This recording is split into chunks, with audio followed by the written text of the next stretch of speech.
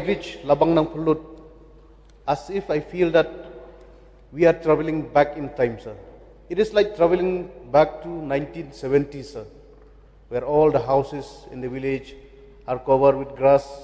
There is no road, there is no drinking water, there is no electricity, there is no healthcare center.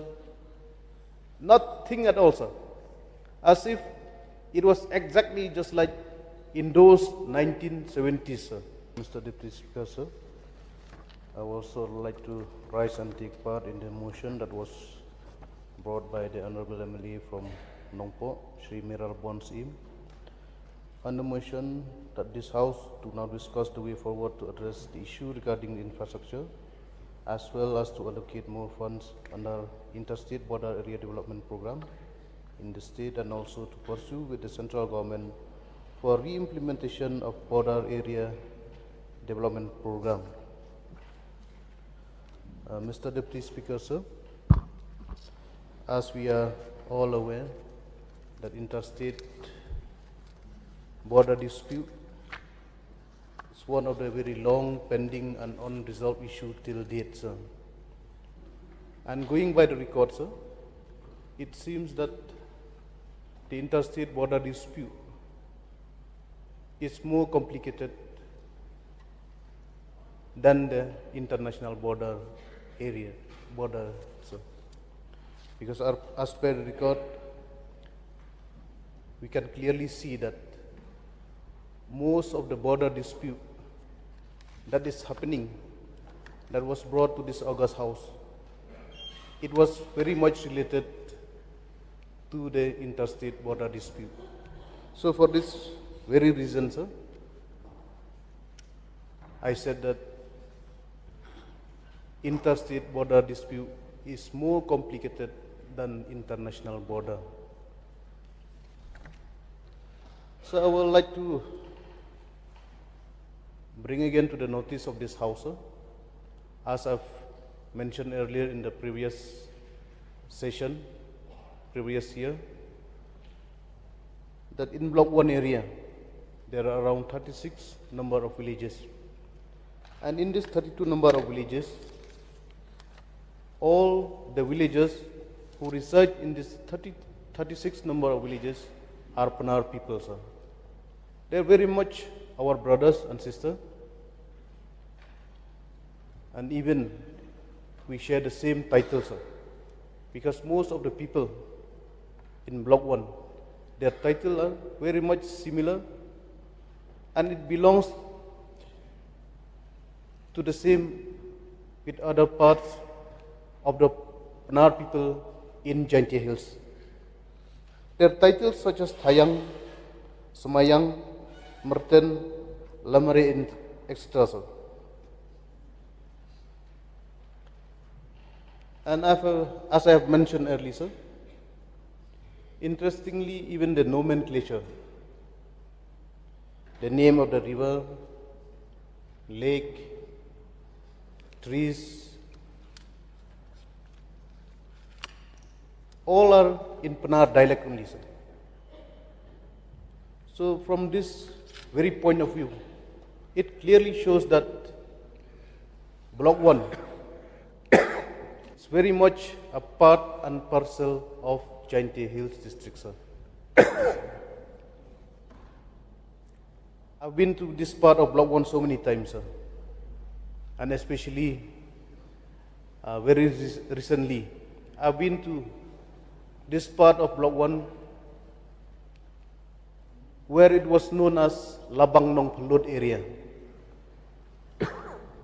And in this part of Block 1 area, sir, there are not less than 9 number of villages. And in these 9 villages, all the inhabitants are Panar people, sir.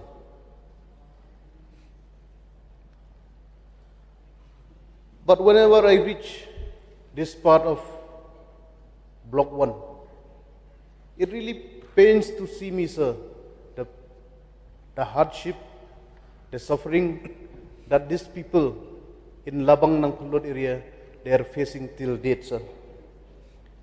Whenever I reach Labang Nang Pulut, as if I feel that we are traveling back in time, sir.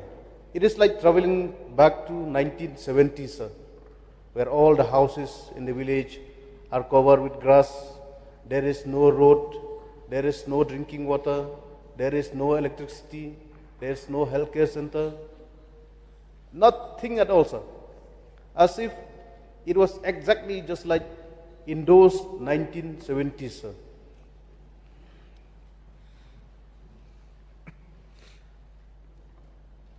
In all these 9 villages that were there in Labang Nang Pulut, I've been to all of them, sir. And in each and every villages, suppose in a village of 30 to 50 number of households, in that particular village, maximum the number of households who get to cover their roof with CGI sheet, we can see only in 1 or 2 number of households. Whereas the rest, all of their rooftop were covered with grass.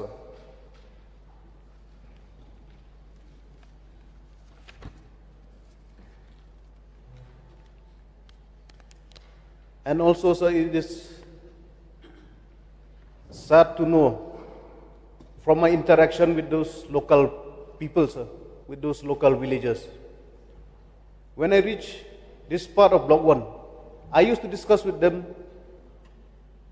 how many years have your village been in existing?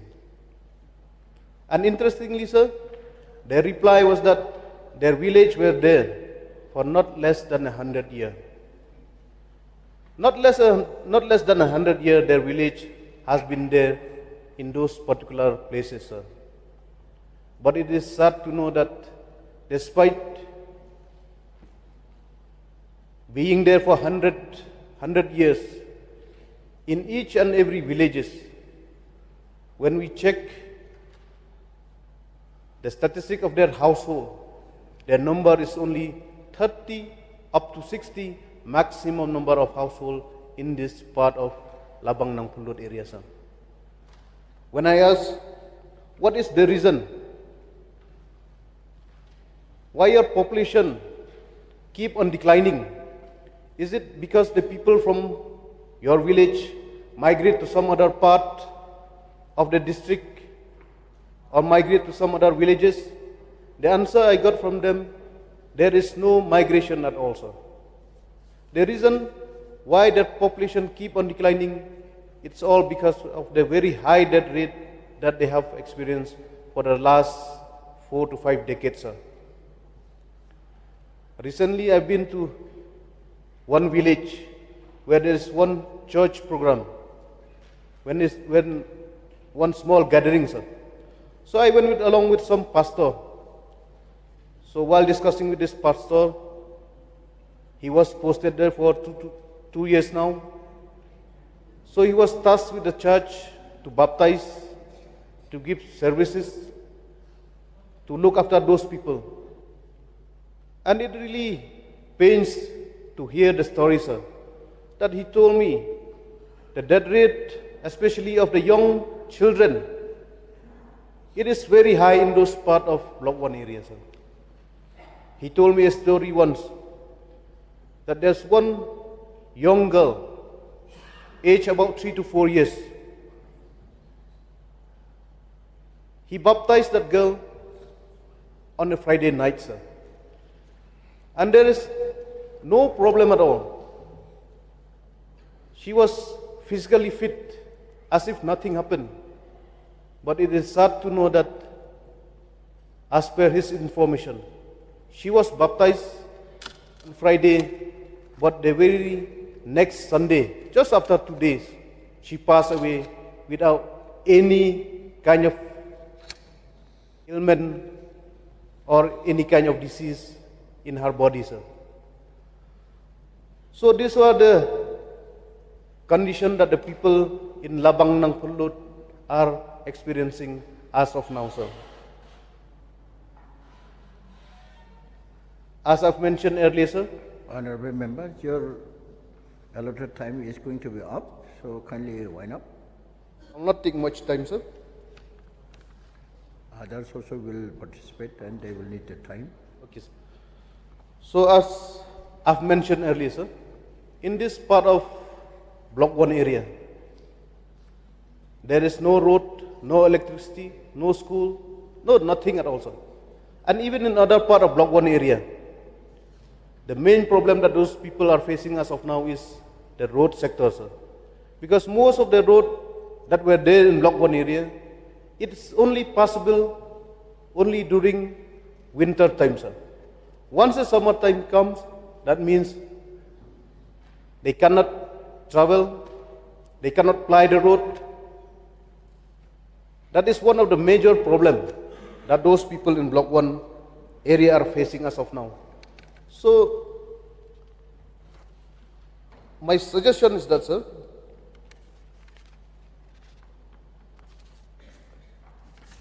I would like to request upon the Honorable Chief Minister, sir, since the time is very much constrained. So I'll come straight to the point, sir. I would like to request upon the Honorable CM as of now. My first request is to kindly allot some more fund for the interstate border developmental program, sir.